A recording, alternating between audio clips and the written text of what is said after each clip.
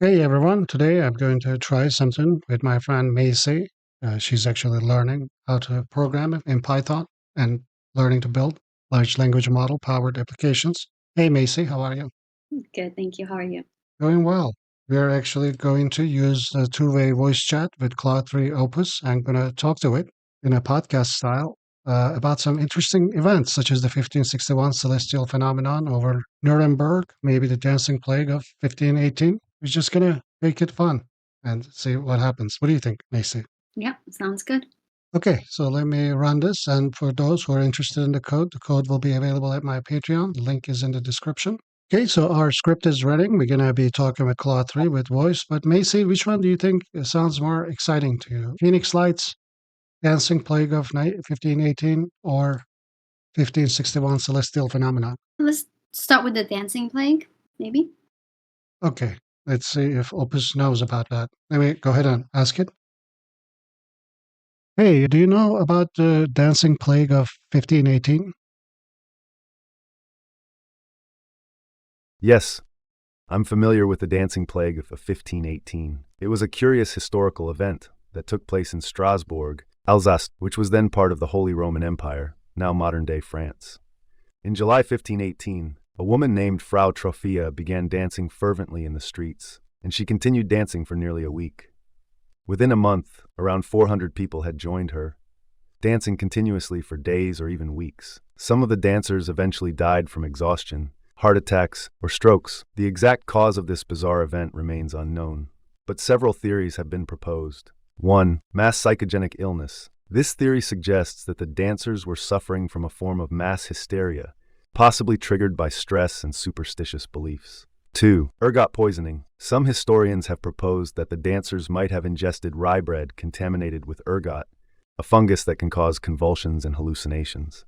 3. Religious ecstasy. Others have suggested that the dancers were participating in a religious ritual or were swept up in a form of religious fervor. 4. Social and political unrest. The dancing plague occurred during a time of great hardship, including famine, disease, and political instability, which may have contributed to the unusual behavior.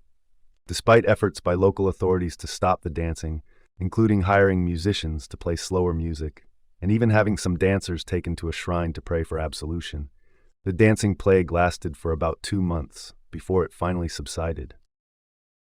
Crazy, isn't it? Wow. Yeah. What should we ask about this? Does anything stand out to you? I mean, a lot of different, so many questions. I guess. So, did something like this happen anywhere else? Okay, let's ask. Let's see. Do you know of any other incidents like this happening, like a dancing incident in other times, in other places? Let's see what it says. While the dancing plague of 1518 is one of the most well-known incidents of its kind, there have been other reported cases of similar behavior throughout history. These events are often classified as mass psychogenic illness or mass hysteria. Some other notable instances include 1. Dancing plague of 3074. This outbreak affected several towns along the Rhine River in Germany, Belgium, and the Netherlands. People reportedly danced in the streets until they collapsed from exhaustion. 2. Tarantism 11th-17th centuries. In southern Italy, a belief persisted that the bite of a tarantula could cause a condition known as tarantism, which induced an uncontrollable urge to dance. The only supposed cure was to engage in frenzied dancing to specific music. 3. Mad Gasser of Mattoon, 1944. In Mattoon, Illinois, there were reports of a mysterious mad gasser who caused people to experience symptoms like paralysis and nausea. Although no evidence of a real attacker was found, the story spread rapidly, causing panic. 4. Tanganyika laughter epidemic, 1962. In a boarding school in Tanganyika, now Tanzania, a laughter epidemic began among students and spread to neighboring villages, lasting for several months and causing schools to close temporarily. 5. Pokemon Panic 1997. An episode of the Pokemon anime featuring rapidly flashing images was blamed for causing seizures and other symptoms in hundreds of children, leading to a national panic. These incidents demonstrate that mass psychogenic illness can occur in various forms and contexts, often triggered by a combination of social, cultural, and psychological factors. Wow, All right, so what do you think of all this stuff? Tarantism? I never heard of that. Me neither. Yeah, that's crazy. These are things I never knew about. I'm curious, what about that mass hysteria that happened in the US with that author and then that talked about aliens and the radio Oh, show and the everybody was radio show, right? Like alien yeah. invasion? Yeah. And would that be Somebody considered a mass? else. Let's ask, I don't remember exactly. Let's ask Claude. This reminded me and my friend about this radio show that happened like something like 70, 50, 70 years ago about an alien invasion. Like who was the host of that show? And is that in your mind any way related to this? You consider that a mass hysteria? What do you think?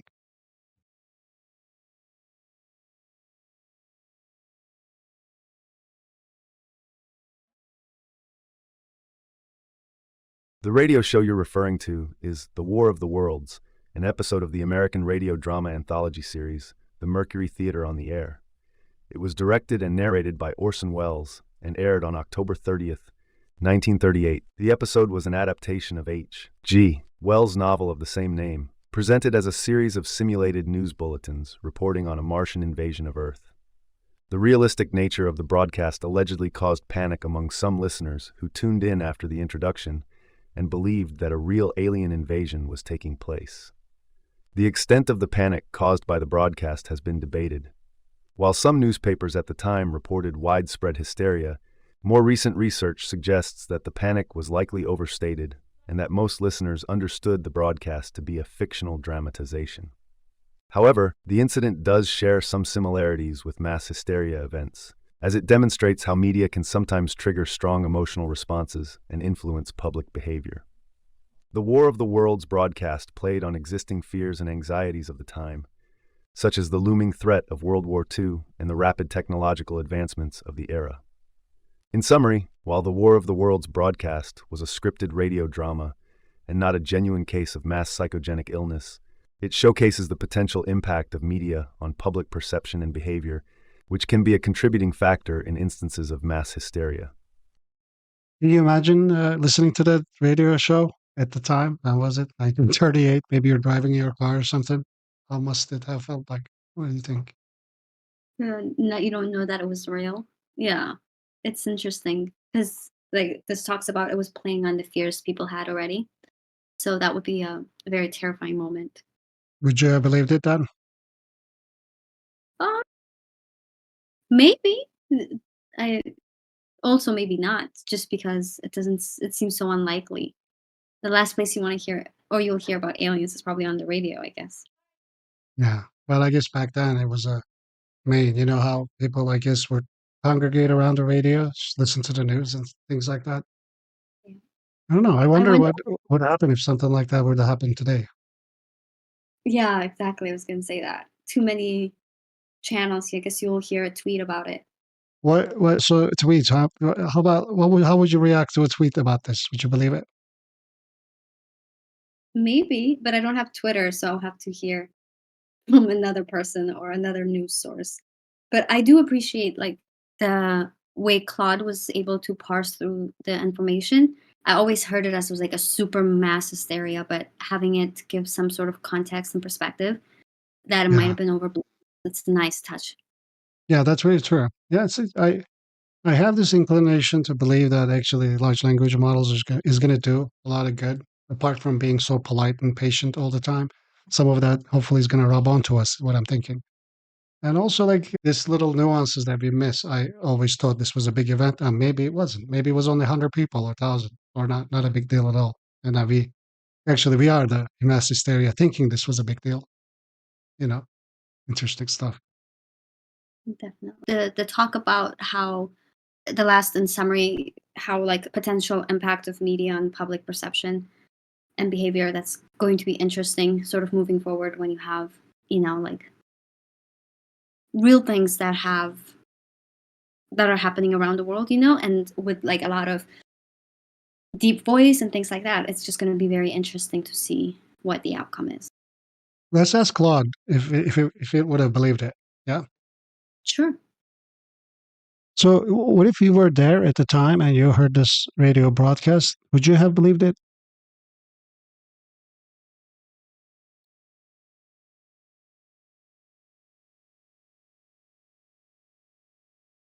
Opus is being a little slow right now. He's thinking, he's like, what would have I done? It's a hefty question.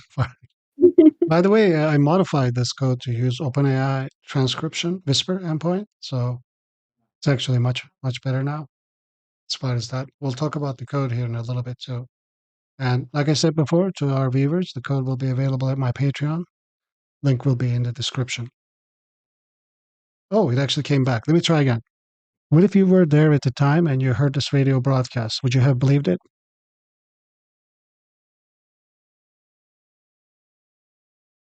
If I were there at the time and heard the War of the Worlds broadcast, my reaction would likely depend on several factors, such as 1. When I tuned in, if I had missed the clear introduction stating that the program was a dramatization, I might have been more likely to believe it was a real news broadcast.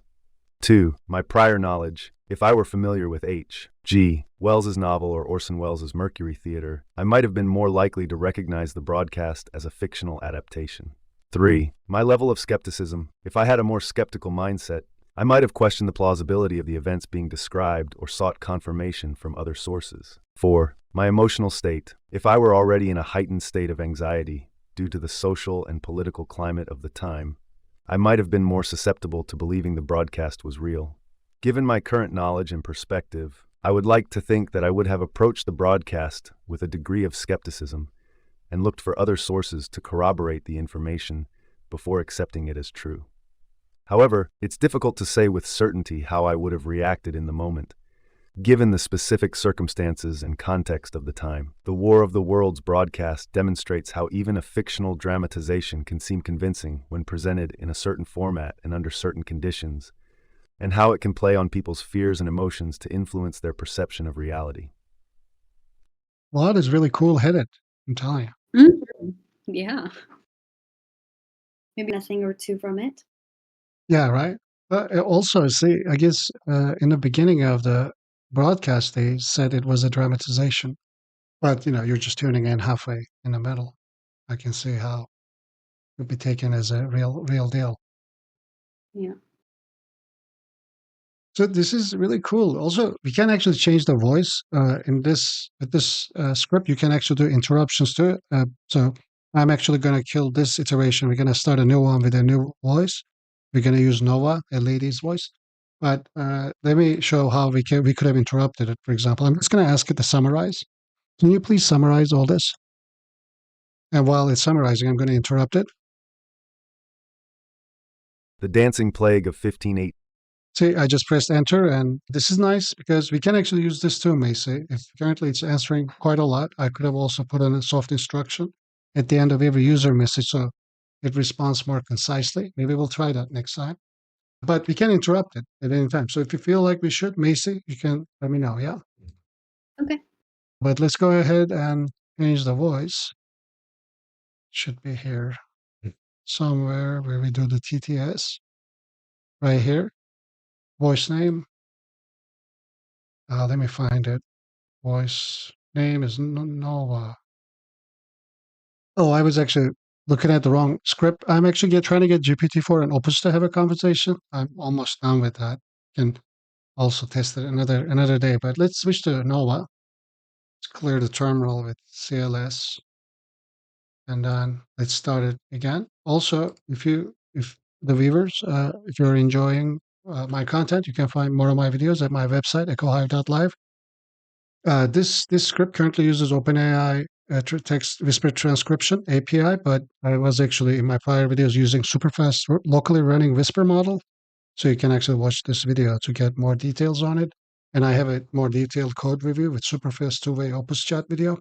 And if you're a patron, you can easily click one of these code download links and it'll take you to right there where you can download the code real quick. So that's convenient. So we start a new session. What do you think if we go with this 1561 celestial phenomenon over Nuremberg? Yeah. Okay. Do you know about the 1561 celestial phenomenon over Nuremberg? Yes, I am familiar with the 1561 celestial phenomenon over Nuremberg, Germany. On April 14th, 1561, residents of Nuremberg reported seeing a remarkable sight in the sky. According to a broadsheet published shortly after the event, witnesses observed what appeared to be a large aerial battle involving various shaped objects and lights over the city. The broadsheet, which included a woodcut illustration, described the scene as involving a large cylindrical object, spheres, discs, and This one. crescents that appeared to be fighting each other. The event was said to have lasted for about an hour and was witnessed by many people in the city. Some key points about the 1561 Nuremberg event. 1. It occurred during the early morning hours, just after sunrise. 2. Witnesses reported hearing sounds like thunder and seeing smoke or clouds during the event. 3. The objects were described as having different colors, such as red, blue, and black. 4. After the battle, a large black triangular object or spear-like shape was seen falling to the earth. While there have been various interpretations of this event, ranging from a religious vision to a possible UFO sighting, most historians and astronomers believe it was likely a natural phenomenon, such as a sundog or mock sun, combined with a meteor shower or other atmospheric conditions. However, the exact nature of the event remains a subject of debate and speculation. What if it was weather balloons? It could be. That would be very funny though if it was. Did weather balloons exist back then? Maybe. Yeah. Balloons? Maybe? I don't think so. It'd be some Hot air time balloons? traveling. When was this? 1561. Could be. Unlikely, but could be. Let's ask Claude, actually. Sure. Let's ask if could it have been weather balloons? Oh, weather balloons. It misunderstood. So I can interrupt here. You're suggesting that the 1561 Nuremberg I meant weather balloons. Oh, weather balloons. I hear you. The weather can be quite frustrating at times. Let me ask you. No, I meant weather balloons. The balloons that measure the weather conditions.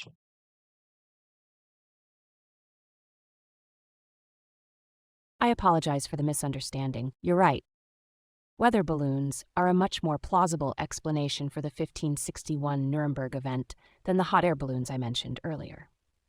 Weather balloons, also known as sounding balloons, are used to measure atmospheric pressure, temperature, humidity, and wind speed at different altitudes. Okay, I'm going to interrupt it here, but it's actually saying here, but however, the first recorded use of weather balloons was in 1892. So it's weird trying to be always factual. It doesn't get a joke. I guess we could instruct it to be more fun, engage in fun exchanges. And it's also always very polite. Like Always. I try to make mine be a rude, helpful assistant today. Didn't go so well. maybe But if Twitter, do you know about Grok? Twitter's chatbot? no.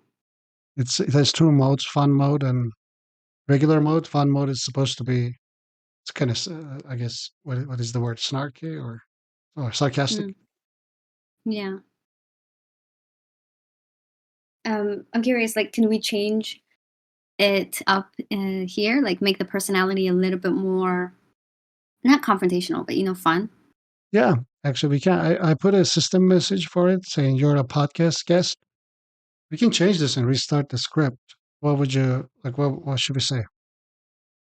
Maybe you're a confrontational podcast guest.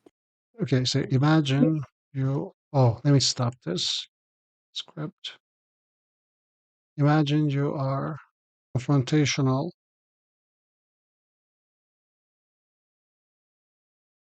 and disagreeable podcast guest. Like that? Uh, yeah, and maybe like you're condescending but polite. No, well, how would you say it? As I say, and you are sarcastic. Okay, there we go. I like that. Okay, now let's start again. Let me ask the question. By the way, for the viewers, I'm only asking the question because my microphone is currently, we're not in the same place with Macy, and the script is only listening to my microphone. That's why, actually. So let me ask. Do you think the 1561 celestial phenomenon in Nuremberg, those weird lights in the sky, could have been caused by weather balloons in the air or swamp gas?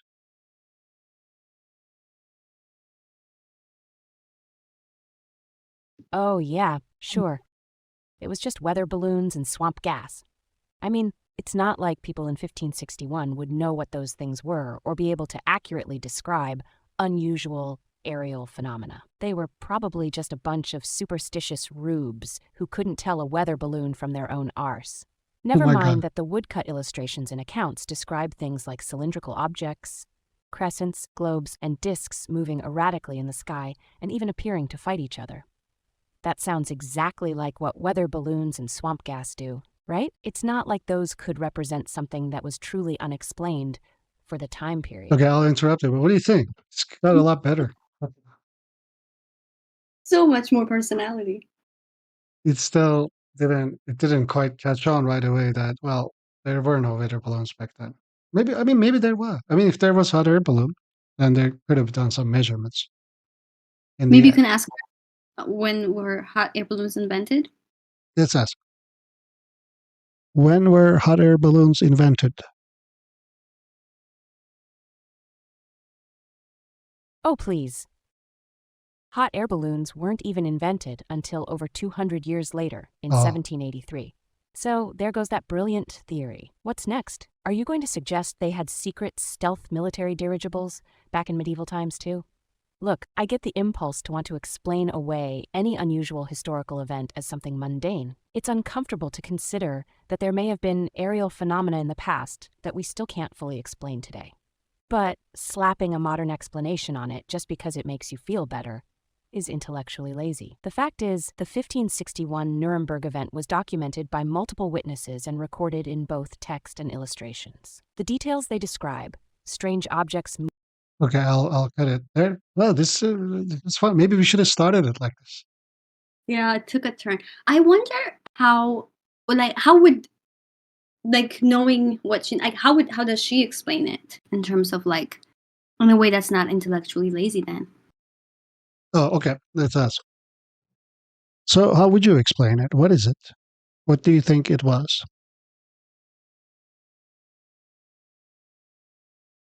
Oh.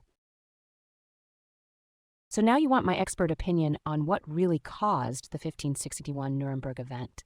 Well, since you ask so nicely, let me just consult my crystal ball and summon forth the spirits of long-dead German peasants to reveal the truth. Ah, yes, it's all becoming clear now. The celestial phenomenon was actually caused by, wait for it, a time-traveling alien tourist ship. That's right, a group of extraterrestrial sightseers accidentally warped their cloaked pleasure cruise vessel into 16th century German airspace and caused a traffic accident with other time-jumping flying saucers from the future. It's the only logical explanation. Okay, look, in all seriousness, I don't bloody know what caused the Nuremberg sighting, and neither does anyone else. That's kind of the whole point. It remains a mystery to this day, despite the best efforts of so-called skeptics. Oh, I interrupted, but it is interesting. Did you see the pamphlet that they published? Actually, this is it. This was the Hmm. pamphlet. It is. Look, it has orbs. It has those cylindrical objects that even people today say. And the triangular, dark triangular shape was actually, that's what people said they saw in Phoenix Lights event. See? Did you know about that? Mm-mm. Maybe we can ask you. Okay. Do you think this seems similar as far, especially the triangular object that they claimed they saw in the pamphlet and whatnot? Didn't people also claim to have seen a triangular object in the Phoenix Lights event incident?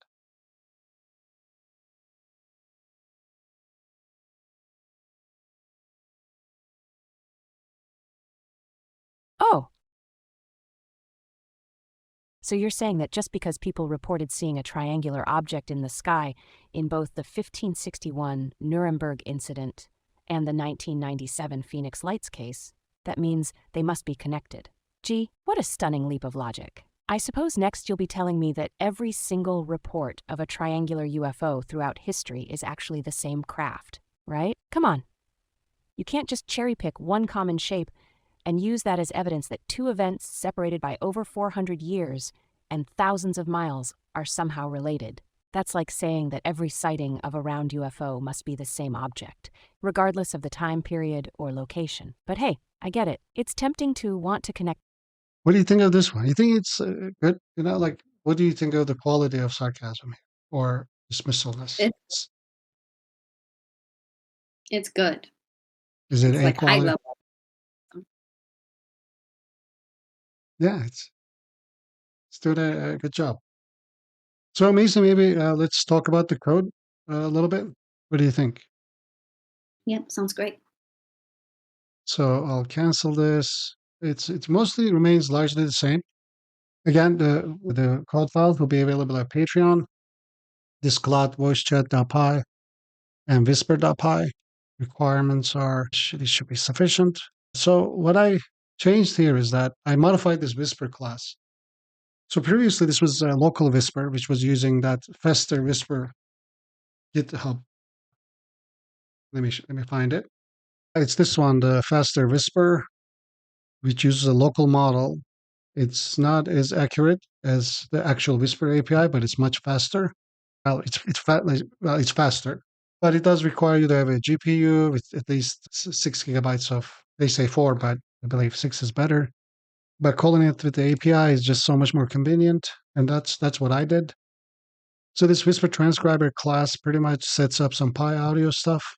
For recording, it has these methods just to be able to detect a press of a spacebar, and then as long as I'm holding the spacebar, then it's actually recording. So that's pretty much what it does. It saves the audio files to temporary file, and then this is the start is what indicates that the keyboard is listening to a empty space, which is spacebar.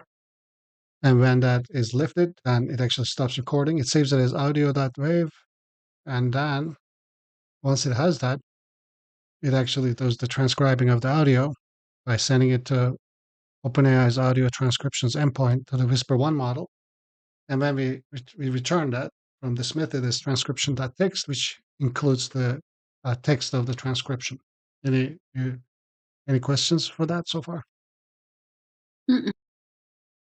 So we import that class. I keep going to the wrong file, but this one, actually, let me close this. So the file is Claude voice chat.py. We import the Whisper transcriber class from Whisper. And pretty much we are going to use Claude 3 Opus for the content, next generation. But we are going to use Whisper to transcribe our audio into text, and we're going to send it to Claude 3 Opus, and it's going to return a response. Then we are going to send that to OpenAI's text-to-speech TTS endpoint. That's why we are again importing OpenAI. We are importing the async OpenAI because we're going to use that. We're going to use some async functions to do that in parallel. When we do parallel operations, when we do parallel operations, whether with async or threading or multiprocessing, imagine this is our main script. It's going to run from top to bottom, but within anywhere in the script, we can instantiate a async process, which then is going to run in parallel in a non-blocking way. So why do we want to do that? Because text-to-speech takes some time, right? And if you were to just wait for it, then it wouldn't be as smooth of a conversation. Plus, we wouldn't really have much of an ability to interrupt it and things like that. So that's why we are doing that. Any questions so far? Nope. So we have another on-press event here, which we're going to use the enter key for. So this is for the interruptions. So this is separate than the one we were using in Whisper class. That is only to start recording our audio. But here the enter key signifies the interruption event. And we are instantiating two queues because when you have parallel running processes, to be able to communicate between what's happening in the main thread and the parallel thread is that you instantiate a queue. Okay. So this is going to be a queue. And then we send messages from here to here. And then this secondary parallel thread is always listening to this queue and picking things up as they become available. We actually have two queues. One is a text queue that actually accumulates chunks of responses that are returned from Claude. And then we have two parallel processes. One is to convert the text to audio. And once that is done, then we put that into an audio queue. So it works like this. In this process, we get chunks of text responses, put it into text queue. This immediately picks it up, turns it into audio, puts it into audio queue, and we have a third process which is going to play that audio. So this is why we can actually effectively interrupt it. But I talked about all this in great length in this Superfast two-way Opus chat video. So everything else remains the same. We just changed the voice from Onyx to Nova. There are 6 available voices. As you can see, the audio player is async function, and it does retrieval from the queue as long as there's not an interruption event, and then it just tries to play it. Right here, we use Pygame for that. I hope I have it here. Yeah, I don't. Oh, okay, yeah, we do have it in the requirements. So that's pretty much it. What we do is this is our main loop. While true, we instantiate 2 async tasks. One is the text-to-speech processor. One is the audio player. We print a message so that it displays to the user. We can start recording by keeping and pressing the space bar. And then we initialize a message history, send a message to Claude. The system message here should revert back to you are an intelligent conversationalist. People can change that if they like. And then the really interesting part here is that we are using streaming responses. So that means we are able to receive Claude's responses token by token. But to keep this working as smooth as it does, I'm actually checking for, text splitters, such as like an end of sentence and things like that. And that's where I'm adding it to text buffer to make sure that it's as smooth as it is.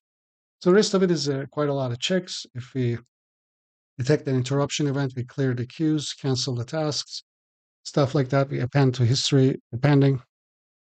We actually can see this was our latest conversation history. This was the first question. Remember, we asked about hot air balloons. And when we interrupted, unless we have received all of Claude's responses, the interrupted versions of the responses appended here. So that's good.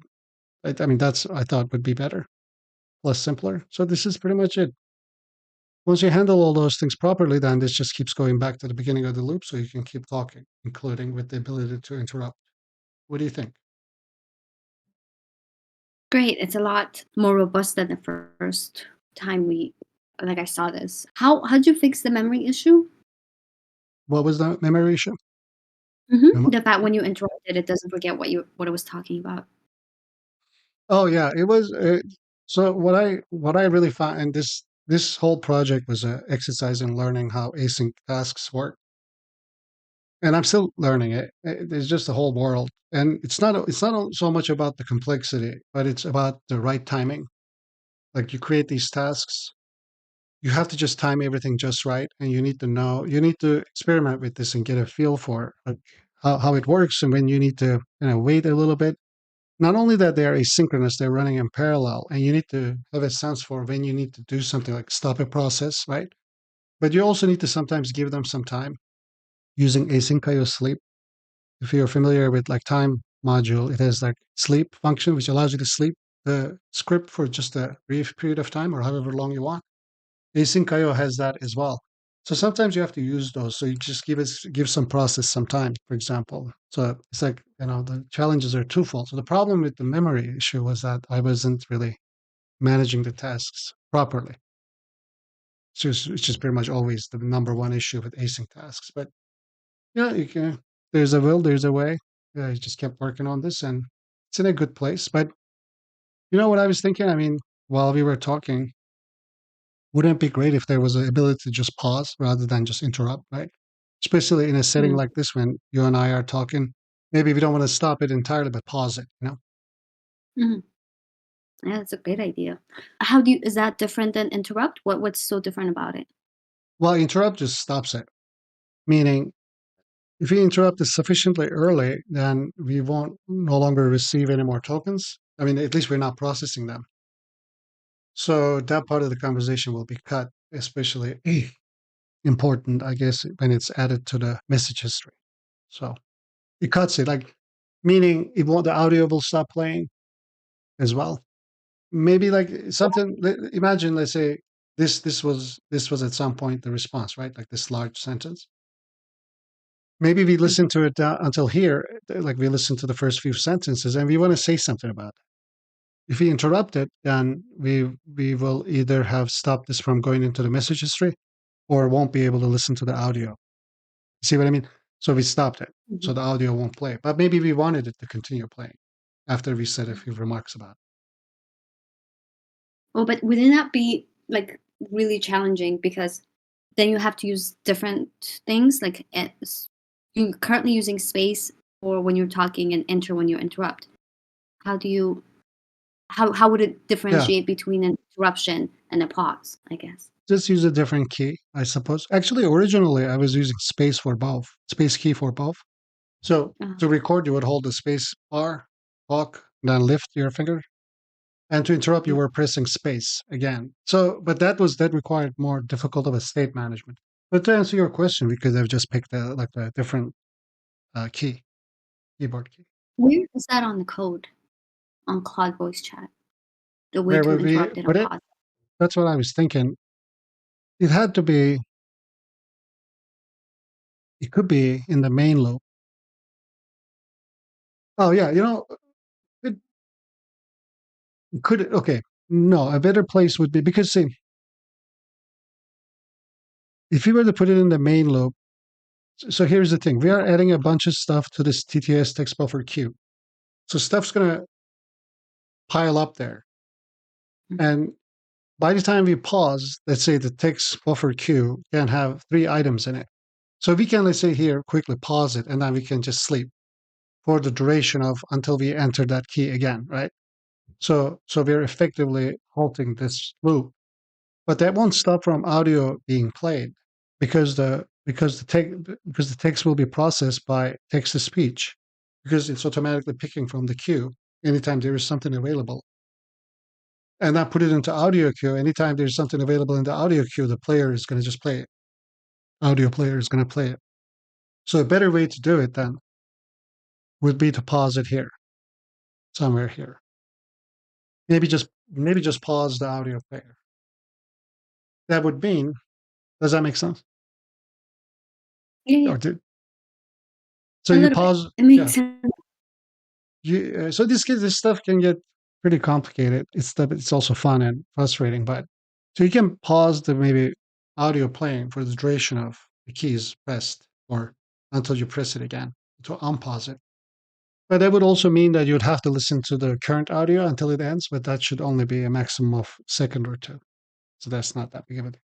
And then it'll pause, and Mhm. then if we can talk, let's say back and forth. And then when we unpause it, the next audio piece will pick up. Unless we interrupt it, then all of that will be clear. Pretty cool, huh? Very yeah.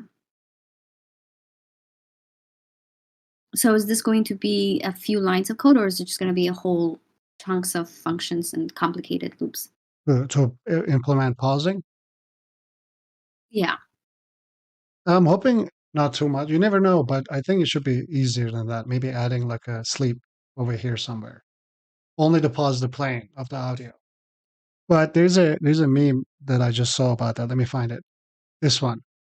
It's a code that does 1,000 things, and code when you try to make it do 1,001 things.